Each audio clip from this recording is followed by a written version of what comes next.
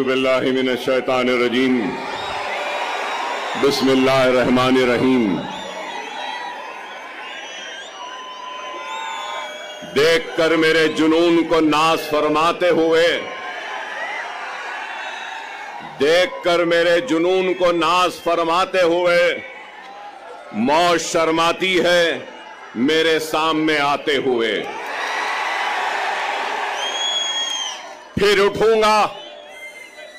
उठूंगा अबर की मानन, बल खाता हुआ, घूमता फिरता, गरजता गूंजता गाता हुआ, वलवलों से बरख की मानन लहराता हुआ, मौत के साए में रहकर मौत पर छाया हुआ, मौत के साए में रहकर मौत पर छाया हुआ। काम है मेरा तगय्युर, नाम है मेरा शबाब, मेरा नारा इत्तेहाद इत्तेहाद इत्तेहाद। ये जोश मलियाबादी के गजल के अशार हैं और जोश साहब से माफी मांगता हूं कि इसमें मैंने कुछ तरमीम की है। और तरमीम कहां की है कि काम है मेरा तगय्युर, नाम है मेरा शबाब, मेरा नारा इनकलाब इनकलाब इनकलाब। तो मैंने इसको मेरा नारा इत्तेहाद इत्तेहाद इत्तेहाद कहा है। बेशक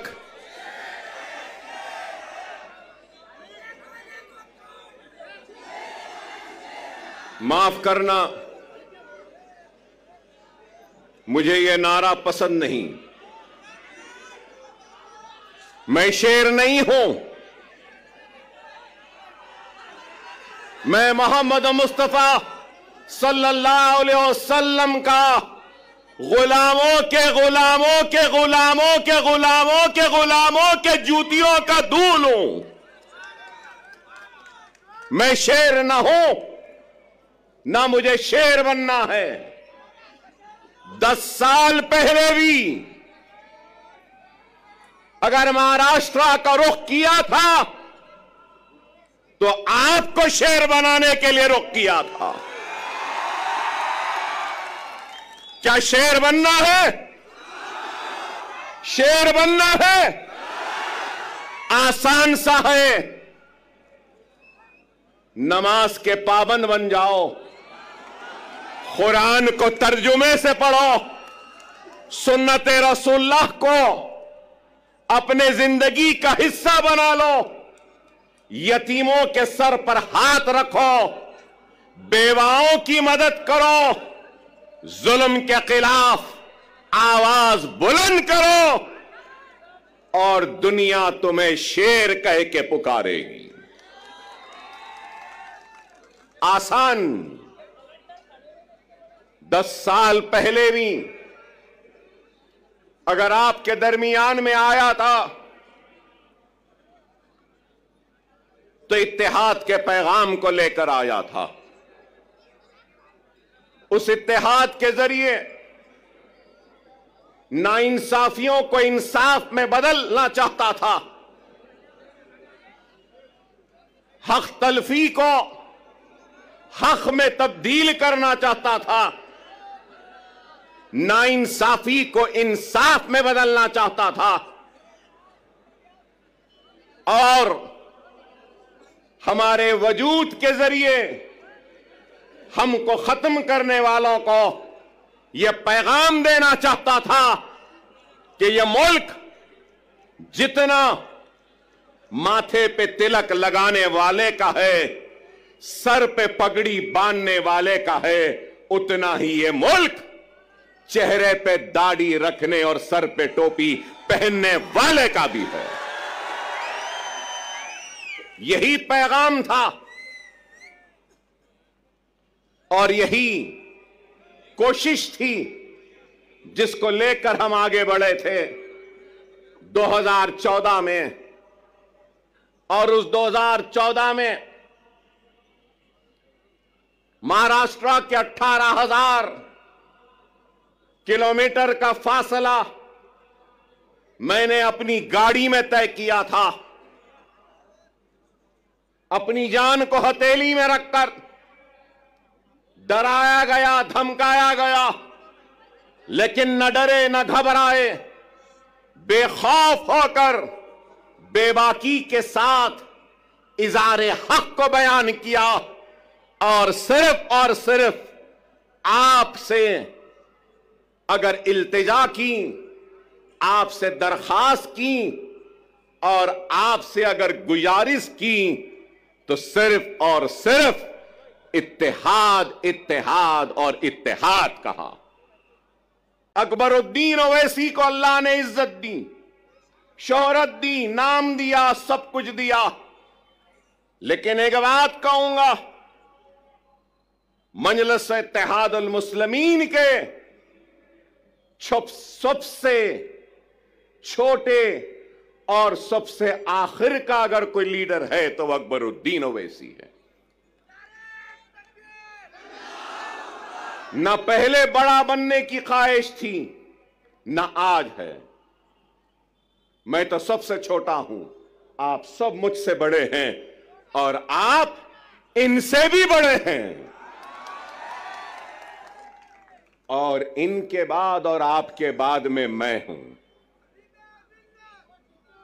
इस चीज को याद रखो, इस चीज को याद रखो। क़यादत एक अजीम जिम्मेदारी है। क़यादत एक अजीम जिम्मेदारी है और सदक़े दिल और बेगर्ज होकर जो खिदमत करेगा तो अल्लाह उसकी क़यादत में इस्तेहकाम और मजबूती देगा। क्योंकि मुझे मेरे वालिद और सालारी मिल्लत ने मुझसे कहा, क़यादत आसान नहीं, अगर क़यादत करना है तो बेगर्ज बन जाओ, तो जब गर्ज वाले की तकलीफ का एहसास होगा, जब तुम्हारी क़यादत में गर्ज आ जाएगा तो फिर वह क़यादत मजबूत नहीं हो सकती। खुदारा इस बात को समझो, मिल्लत की फलाह व बहबूद, मिल्लत की तरक्की, मिल्लत की खुशहाली के लिए अपने जात की खुशियों की कुर्बानी देनी होगी। अगर क़यादत करने का अगर किसी को ज़ौक़ है या शौक़ है, बगैर किसी लालच, बगैर किसी मफाद से अगर कोई आगे बढ़ता है तो अल्लाह सुब्हानहू व तआला उसको कामयाबी, वो कामरानी अता करता। अगर आज मैं यहां खड़ा हूं तो लोग समझेंगे कि 10 बरस बाद अकबरुद्दीन ओवैसी यहां आया है, तो याद दिलाना चाहता हूं, 10 बरस पहले इम्तियाज जलील नहीं थे, 10 बरस पहले वारिस पठान नहीं थे, 10 बरस पहले हमारे मालेगांव के एमएलए साहब नहीं थे, मुफ्ती साहब नहीं थे, 10 बरस पहले हमारे धुलिया के एमएलए नहीं थे। अरे मैं क़यादत बनाने आया था, क़यादत बनी, महाराष्ट्र की बागोदौड़ इन जिम्मेदार हाथों के हवाले किया और इन जिम्मेदार हाथों ने इस क़यादत को आगे बढ़ाने की, ले जाने की बड़ी ही ईमानदारी के साथ, पूरे खुलूस के साथ कोशिश की बैरिस्टर असदुद्दीन ओवैसी साहब की क़यादत में। और आज 10 बरस बाद अगर आया हूं तो इस क़यादत को मजबूत करते हुए इनको आगे बढ़ाकर इनके पीछे मजलिस के झंडे को थामने के लिए आया हूं।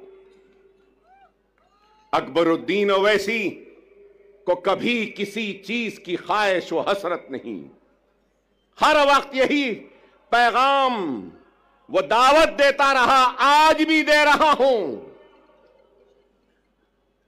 आपकी सरजमीन से आओ, काबिल नौजवानों से दरखास्त है, नेक लोगों से दरखास्त है, वुकलाओं से, डॉक्टरों से, इंजीनियर से, मिल्लत का दर्द रखने वालों से इल्तिजा है, आओ, जज्बे को लेकर आओ, दियानत के साथ आओ, इखलास के साथ आओ, खुलूस के साथ आओ। मैं अपनी कुर्सी पर तुमको बिठाऊंगा और तुम्हारे कदमों के पास खुद बैठ जाऊंगा। जमाती जिंदगी में शख्सियतों की अहमियत नहीं होती, याद रखो। शख्सियतें आती रहेंगी, जाती रहेंगी, जमात कायम व दायम रहेगी। जमात की अहमियत है, अकबरुद्दीन ओवैसी की भी अहमियत नहीं है, जमात की अहमियत है और ये इत्तेहाद की अहमियत है। अगर ये इत्तेहाद है, जमात है, तो यकीन मानो हम शेर हैं। अगर ये इत्तेहाद नहीं, जमात नहीं, तो फिर कुछ भी नहीं। खुदारा समझो, बेशक अकबरुद्दीन ओवैसी मुसलमान है,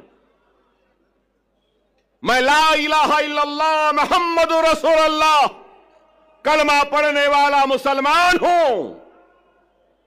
मुझे नाज है मुसलमान होने पर, तो मुझे फख्र है हिंदुस्तानी होने पर। मैं फख्र से कहता हूं कि मैं हिंदुस्तानी हूं। हम हर एक के मसाइल उठाते, यहां पे बैठे हमारे दलित समाज के लोग हैं, दूसरे समाज के लोग हैं, बैकवर्ड क्लासेस के हैं, मुसलमान भी हैं, हर कोई है। मैं यही बात कहना चाहता हूं, हां, मुसलमान की आवाज बनकर हम मुसलमान के मसाइल को उठाते हैं।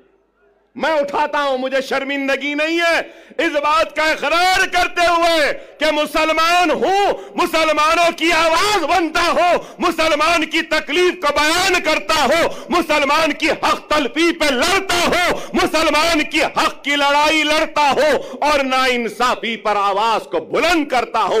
इसलिए कि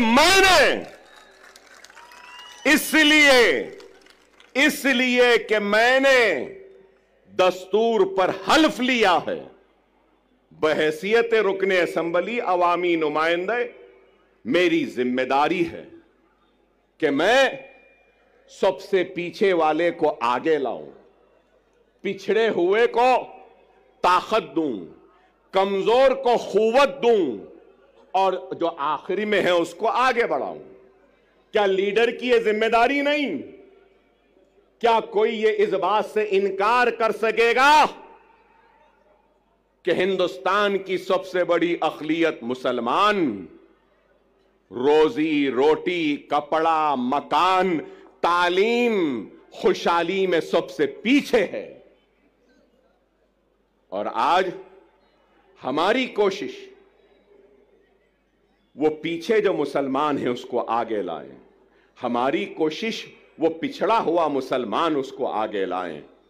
अल्लाह उसके रसूल की कसम, जब मुसलमान आगे आ जाएगा तो अगर पीछे ब्राह्मण रहेगा तो उस ब्राह्मण को भी आगे लाने का काम हम करेंगे, क्योंकि हमने दस्तूर पे हलफ लिया है पिछड़ों को, कमजोरों को आगे बढ़ाना हमारी जिम्मेदारी है। यह हमारी सोच है। आज ही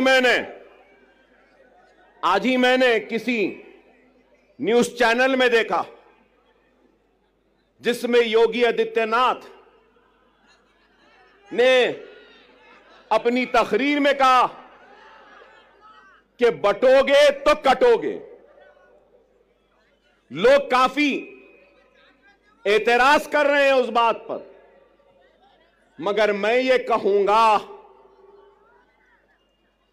बीफ के नाम पर, मॉब लिंचिंग के नाम पर, घर वापसी के नाम पर, सर पे टोपी पहनने के नाम पर, दाढ़ी पालने के नाम पर जो तुम काट रहे हो, क्या ये तुम्हारी नफरत हिंदुस्तान के सबसे बड़ी अखिलियत से, क्या ये मुल्क को कमजोर नहीं कर रही है?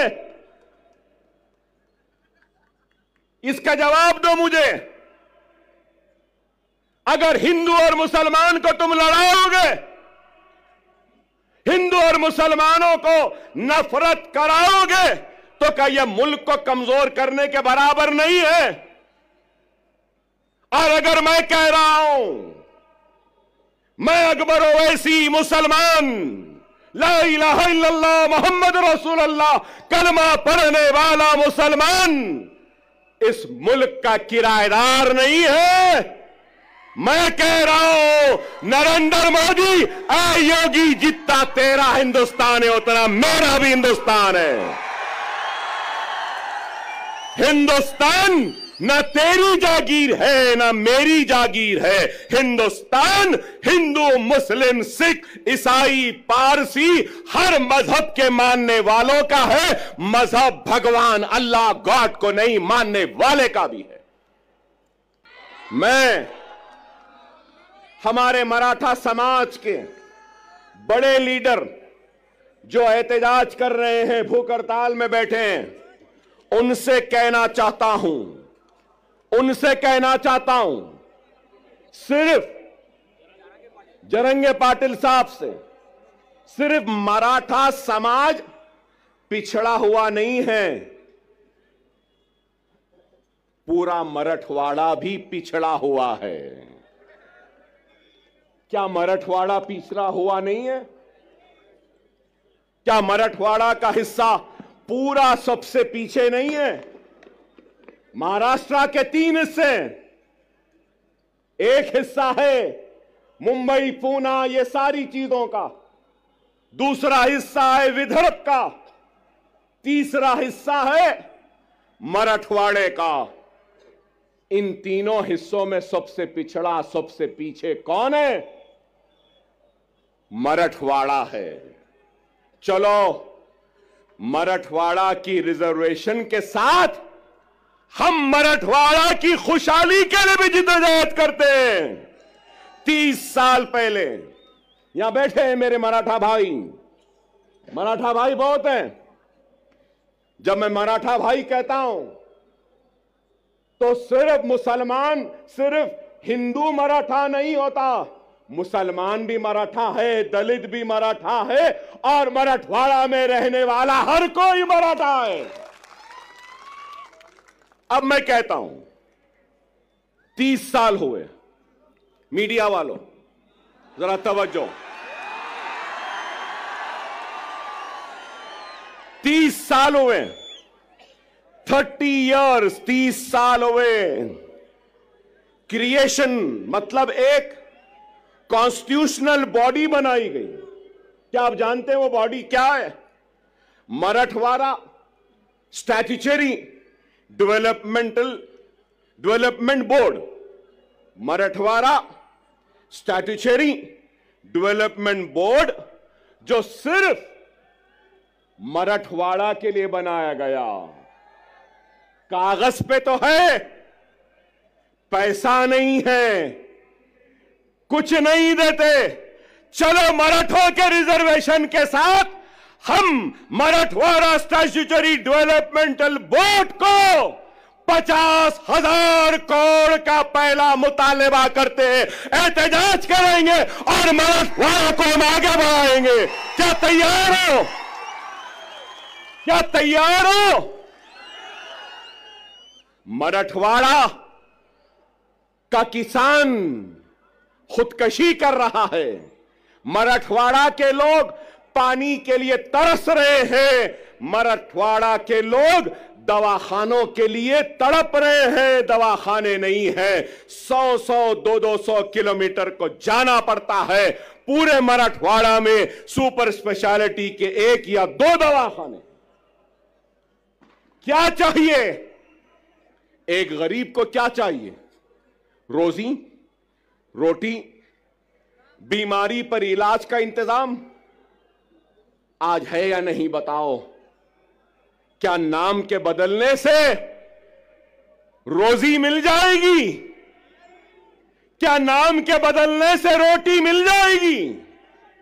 क्या नाम के बदलने से किसानों की खुदकशी रुक जाएगी? क्या नाम के बदलने से पानी की प्यास मिट जाएगी? क्या नाम के बदलने से क्या बीमार को शिफा मिल जाएगी? क्या नाम के बदलने से कर्जदार किसान के कर्ज दूर हो जाएंगे? नाम में क्या रखा है? ऐ नाहेलो ना समझो, ऐ झूठो, ऐ बेमानो, काम करो काम। क्या यह गलत है? नीति आयोग की रिपोर्ट उठाकर देख लीजिए मीडिया वालों। काबिल है, मुझसे काबिल, मुझसे पढ़े लिखे, मुझसे समझदार, मुझसे दूरअंदेश, मुझसे ज्यादा सोच फिक्र करने वाले। और मैं तो खुला कह रहा हूं, मोदी और योगी का मैं तो दुश्मन हूं, शायद आप उनके दोस्त हैं। बताओ उनको, जाकर बोलो, समझो मेरी इस बात को। सियासी इस शोर और गुल में तुम्हारी आवाज गुम गई है। हर किसी की आवाज है। राव की आवाज है, रेड्डी की आवाज है, पाटिल की आवाज है, पटेल की आवाज है, गांधी की आवाज है, पवार की आवाज है, हर किसी की आवाज है। अगर आवाज नहीं है तो ला इलाहा इल्लल्लाह मुहम्मदुर रसूलुल्लाह कलमा पढ़ने वाले की आवाज नहीं है। और मैं इस सियासी शोर व गुल में नारे तकबीर अल्लाहु अकबर की आवाज को फिजाओं में गुंजाने के लिए, जोरदार नारा लगाने के लिए आया हूं। अपनी जात के लिए नहीं आया हूं। मैं तुम्हारी इज्जत के लिए आया हूं, तुम्हारे वक़ार के लिए आया हूं, तुम्हारे वजूद का एहसास दिलाने के लिए आया हूं कि हम जिंदा हैं, हम मुर्दा कौम नहीं है। तुम जिंदा कौम हो। अगर तुम जिंदा कौम हो तो उठो, एक मरकज़े सियासी पे जमा हो जाओ। उठो और एक हो जाओ। अगर तुम एक नहीं होंगे तो याद रख लो, तुम्हारा वजूद खतरे में है। यही जोश, यही वलवला, यही उठना 20 तारीख के दिन है। उठोगे ना? उठोगे ना?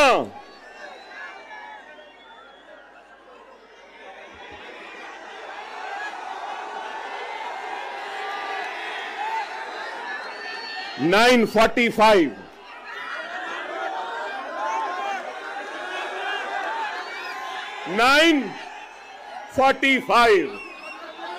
कैंपेनिंग का टाइम 10 बजे। अभी 15 मिनट बाकी है।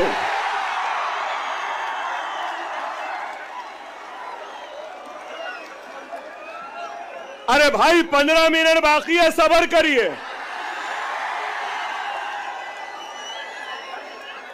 ना वो मेरा पीछा छोड़ती है, ना मैं उसका पीछा छोड़ सकता हूं। चल रही है, मगर क्या गूंज है। नारे तकबीर, नारे तकबीर, नारे तकबीर, अल्हम्दुलिल्लाह।